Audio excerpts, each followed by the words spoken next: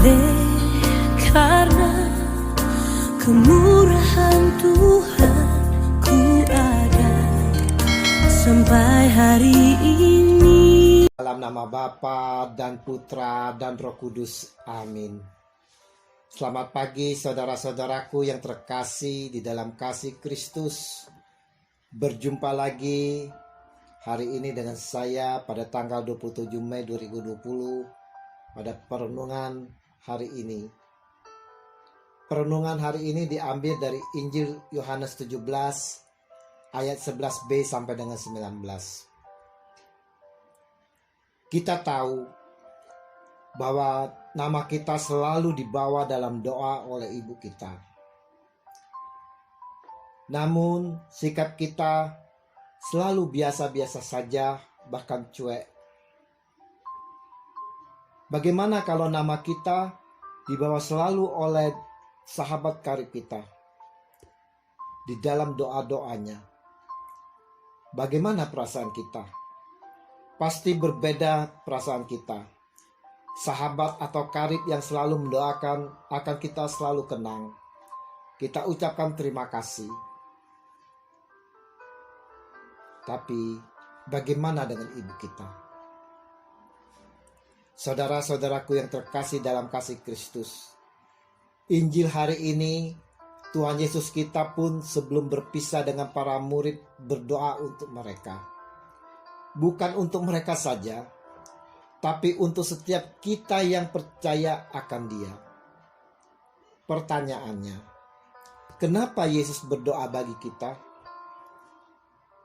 Selama Yesus masih di dunia bersama para murid, Ia telah melaksanakan dan menjalankan semua perintah dari Bapa, yaitu menjaga para murid, memelihara seperti anaknya sendiri. Yesus tahu bahwa sudah saatnya baginya untuk beralih dari dunia ini. Maka Ia menitipkan para murid, kita semua yang percaya akan Dia, kepada Bapanya yang kudus. Yesus meminta dari hatinya yang paling dalam, agar Bapa menjaga kita semua, memelihara kita, membebaskan dan melindungi kita dari segala yang jahat. Karena Yesus telanjur menaruh hatinya kepada kita semua. Untuk itulah Dia berdoa agar kita senantiasa selamat dari iblis-iblis yang berkeliaran di sekitar kita. Ia ingin kita selamat dan senantiasa terlindung agar kita dapat menjalankan semua perintah-Nya bagi dunia. Untuk itulah Dia berdoa kepada Bapa sebelum meninggalkan dunia ini. Saudara-saudaraku yang terkasih, doa Yesus ini membukakan suatu rahasia besar kepada kita tentang status kita di mata Allah. Kita menjadi murid bukan semata-mata karena keinginan diri kita. Menjadi murid Yesus berarti menjadi milik Allah. Milik Allah akan mengenal siapa Allah dan Yesus melalui firman yang dikatakan. Ini merupakan suatu sukacita sekaligus tantangan besar bagi kita, para murid-muridnya.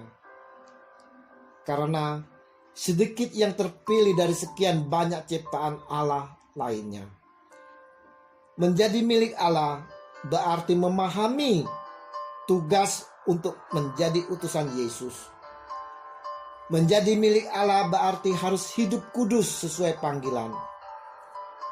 Menjadi milik Allah juga berarti menikmati kebahagiaan yang paling istimewa, yaitu mengalami pemeliharaan Allah. Oleh karena itu, para murid, kita semua tidak perlu merasa takut meski dunia membenci kita. Kenapa? Dia sendiri, Yesus Tuhan kita, telah berjanji untuk mengutus penolong, penghibur bagi kita. Saudara-saudaraku yang terkasih, dari doa Yesus ini dapat kita renungkan sebagai pelajaran bagi diri kita.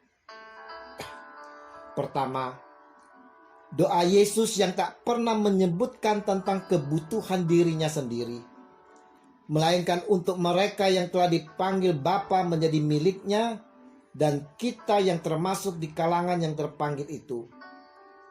Yesus pun tak pernah meminta kita berdoa untuk keselamatan dirinya.